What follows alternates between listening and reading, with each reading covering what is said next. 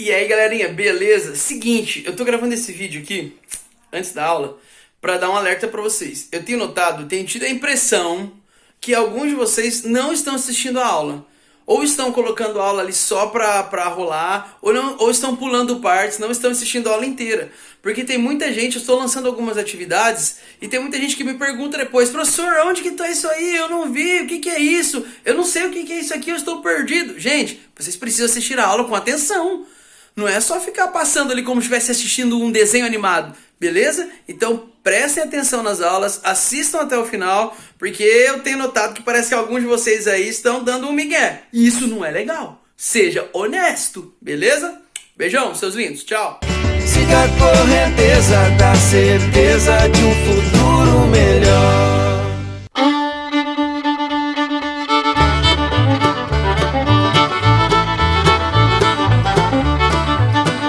E aí, meu querido aluno do sétimo ano, tudo bem com você?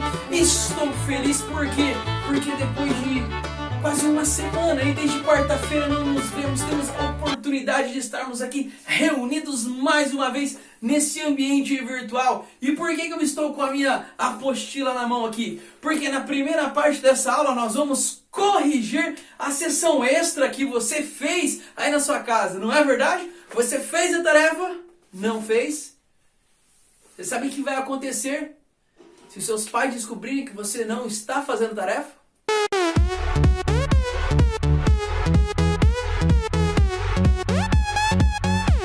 Então, meu querido, é bom você fazer esse negócio rapidinho. Se você não fez ainda, dá uma pausa nesse vídeo aí, faz e depois você volta para a correção, beleza? Agora, se você já fez o vídeo... Errou! O vídeo não, se você já fez a tarefa, quem está fazendo o vídeo sou eu. Se você já fez a tarefa, vamos para a correção então. Rapidinho, pai bola, nesse início de aula aí, ok? Primeira questão. Aponte duas inovações que influenciaram diretamente o aumento da produção de alimentos na Europa a partir do século X. Galera, mais fácil do que isso, só morder água. É muito tranquilo, muito tranquilo. Inovações que influenciaram, olha só, rotação de cultura, o arado com tração animal, ou seja, o arado sendo puxado por um animal e sendo amarrado no lugar certo. A questão do moinho, você se lembra? O moinho utilizado ali para moer o trigo mais rápido. Então, estas inovações de técnicas e de artefatos também, elas contribuem para o desenvolvimento da agricultura e, consequentemente, uma maior produção de alimentos, ok? Tranquilo? Facinho demais, professor. É, porque tem que ser assim. Número 2.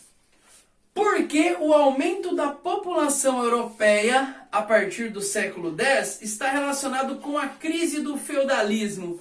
Legal. A população da Europa, então, a partir do século X, está crescendo demais. Qual é a relação disso aí com a crise do feudalismo? Porque nós vamos perceber que na sequência o feudalismo vai entrar em crise. Existe uma relação? Claro que existe. Por quê? Porque com o aumento da população não tem terras para todo mundo. E você deve se lembrar que dentro do período feudal, aquela estrutura toda, ela funciona baseada no quê? No quê? Na terra. É preciso você estar ligado à terra, porque é da terra que você tira o seu sustento. Você se lembra? Os feudos, eles eram praticamente autossuficientes. Não existia comércio neste momento, então você precisava retirar da terra tudo aquilo que você precisava para o seu sustento. Questão número 3. Por que os nobres foram os primeiros a sentir os efeitos da crise do feudalismo? Qual foi a primeira atitude dessa classe social para tentar contornar a crise? Bom, todo o poder do nobre estava relacionado à questão da terra, não é? Como é que ele conseguia construir um exército ali, trazer pessoas para próximo de si? Você se lembra? As relações de suzerania e vassalagem? Os nobres distribuíam terras para os seus vassalos. Agora, cresceu demais, não tem como distribuir terra para todo mundo. E aí? Agora ficou complicado. Você percebe? Esse é o primeiro ponto. muitos nobres, está faltando terra para todos. E aí, qual é a solução neste momento que alguns nobres começam a tomar? Para não reduzir demais o tamanho do feudo e tornar assim, dessa forma insustentável aquela estrutura econômica feudal, alguns nobres resolvem o quê? Adotar o costume de passar as terras para o primogênito, ou seja, o filho mais velho, beleza? Terminamos essa então, vamos para a questão de número 4. Muito fácil também. Essa questão número 4 é tranquila demais. Número 4. Cite uma razão religiosa e uma razão econômica para a realização das cruzadas. Questão religiosa, uma razão religiosa. Libertação de Jerusalém, não é? A libertação de Jerusalém não era o grande propósito das cruzadas? Então, fechou. Próxima. Próxima não, temos que citar dois, né? Uma religiosa, já fizemos, e uma econômica. A econômica, eu posso destacar aí, por exemplo, a questão das terras. Eles vão em busca de novas terras porque está faltando terras dentro da Europa. Ou nós podemos ainda destacar aquela da Quarta Cruzada, você se lembra? Aquela questão comercial. Os comerciantes ali de Veneza estavam buscando oportunidades comerciais lá no Oriente, reabrindo ali as rotas comerciais do Mar Mediterrâneo. Então você pode destacar essa aí também, ok? Agora sim, vamos para a questão de número 5. Ao todo foram realizadas 8 cruzadas, porém, 2 delas não são consideradas oficiais. Nomeie essas 2 cruzadas e explique por que não foram consideradas oficiais. Legal! Cruzada dos mendigos e cruzada das crianças. E por que não são oficiais? Porque não foram convocadas pela igreja. Lembre-se que as cruzadas oficiais, elas sempre eram convocadas pela igreja. Convocadas pela igreja. Tranquilo? E a questão de número 6. Quem foi o Saladino e qual foi a sua importância para a resistência muçulmana durante as cruzadas?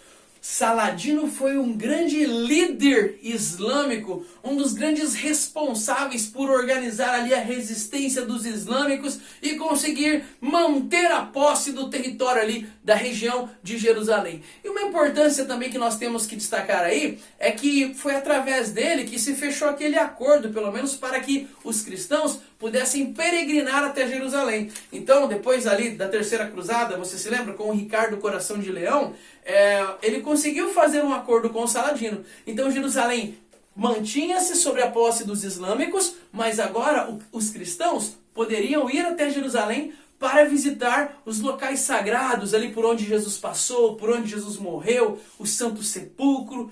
Fechou? Próxima.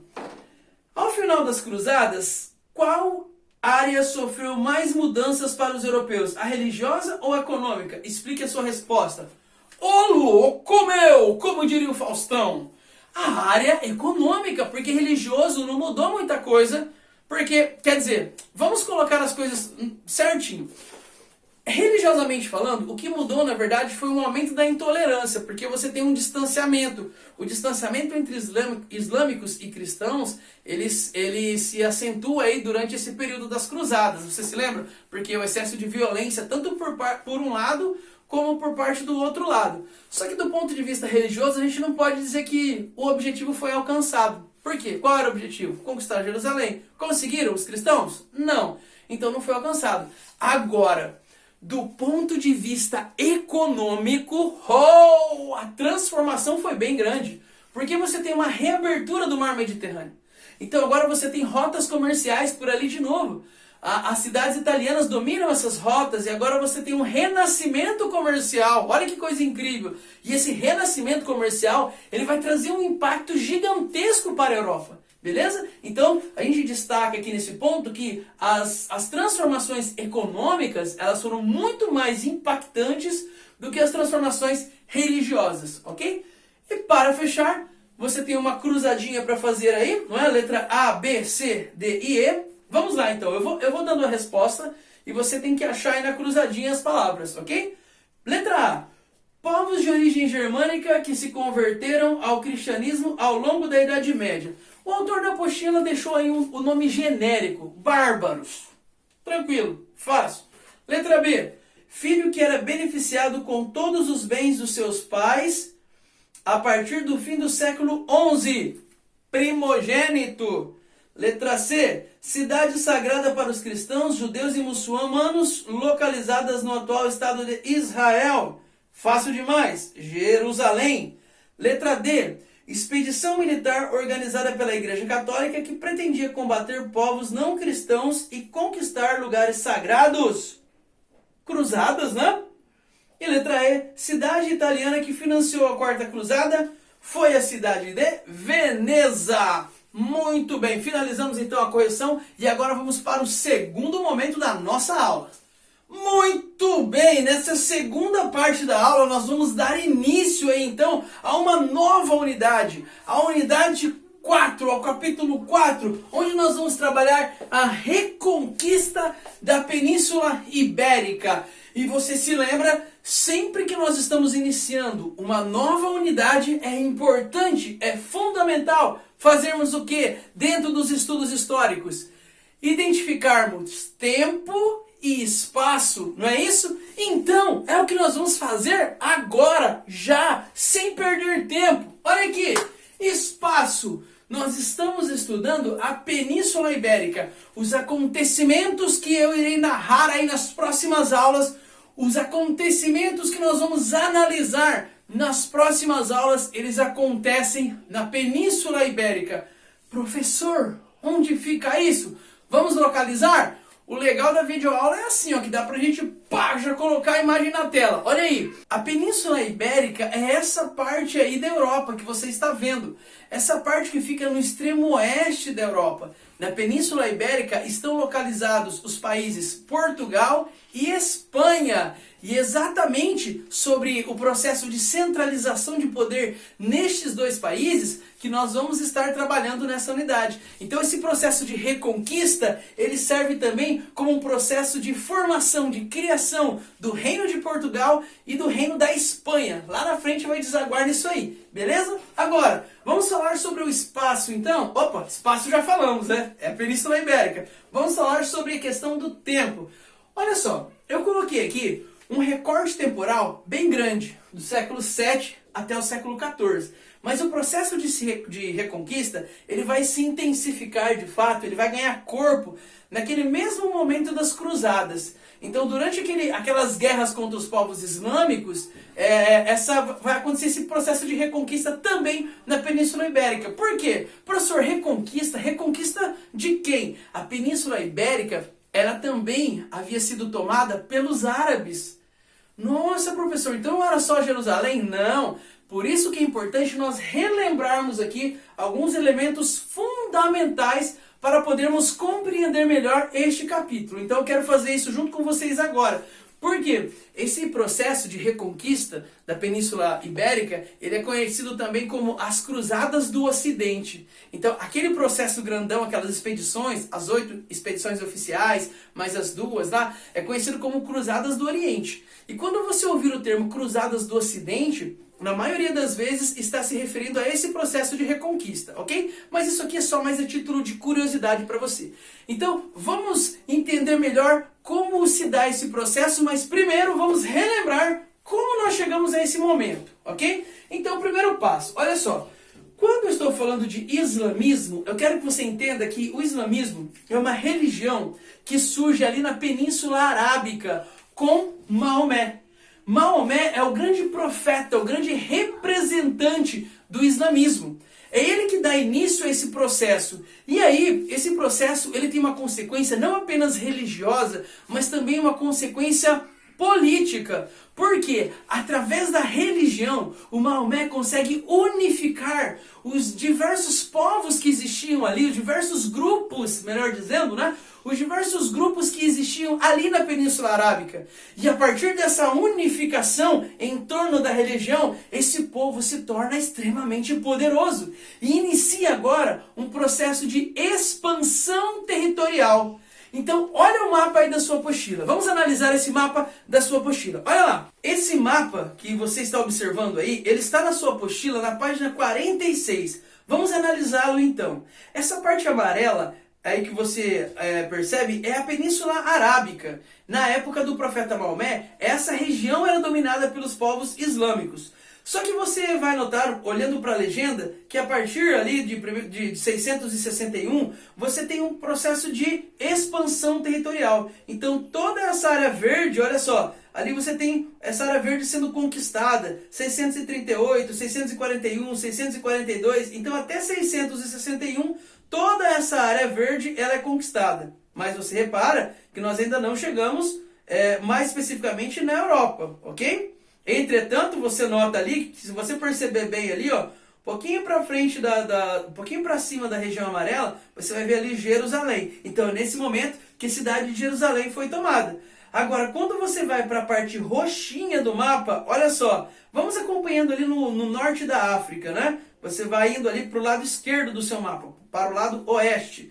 Então, bom, esquerdo do que eu estou olhando aqui, não sei se na tela está aparecendo o lado esquerdo ou direito para você, fiquei em dúvida, mas seria ali na direção oeste, ok? Então você olha ali, vai indo ali, 647, 678, Cartago, o ano 700 e 711, nós temos o início da conquista da Península Ibérica, aquela região roxinha ali, ó, onde está escrito um pouquinho para cima Espanha, isso aí é a Península Ibérica. Então você repara que esse processo de expansão territorial desses povos islâmicos, ele atinge até mesmo a Europa. E por que esse processo de expansão territorial para? Você sabe? Graças aos francos! Olha só, eu destaquei aqui para você, no ano 732 nós temos a famosíssima... Nossa, professor, tão famosa que eu nunca ouvi falar. Batalha de Poitiers. Se você nunca tinha ouvido falar, agora você já ouviu. Dentro do campo da história, ela é extremamente famosa, sim. Certo? É igual o BBB. BBB só é famoso para quem assiste o Big Brother. Outro dia apareceu aí uma menina. Ah, ela é famosa. Eu, famosa? Quem? Então no meio do BBB, quem assiste, ela é famosa. Para mim, não é.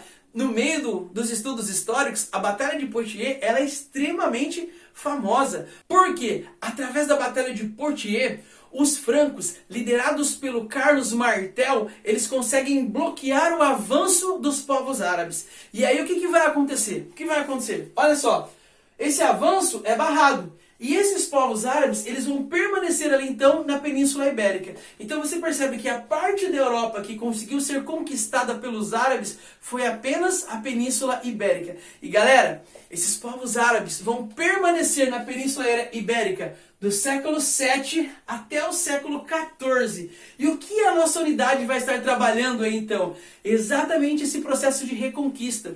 É o momento em que os povos cristãos da Europa vão se juntar ali na região e vão tentar expulsar os povos árabes para reconquistar a Península Ibérica. Entendeu então o porquê do nome? E nesse processo de reconquista então, é que nós vamos ter o surgimento dos reinos de Portugal e Espanha. Beleza? Você entendeu? Compreendeu? É isso. Simples assim. Galerinha, nós vamos parar por aqui agora.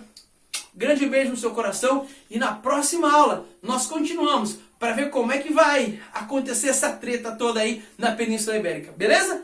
Tchau, seu lindo! Novos mares, horizontes, aonde quer chegar. O que quiser, tudo alcança, basta acreditar. Novos tempos de mudança, com o pé no chão. Mergulhando nos estudos, acha a solução. O amanhã não é um mistério pra quem leva a sério. Siga a correnteza da certeza de um futuro melhor.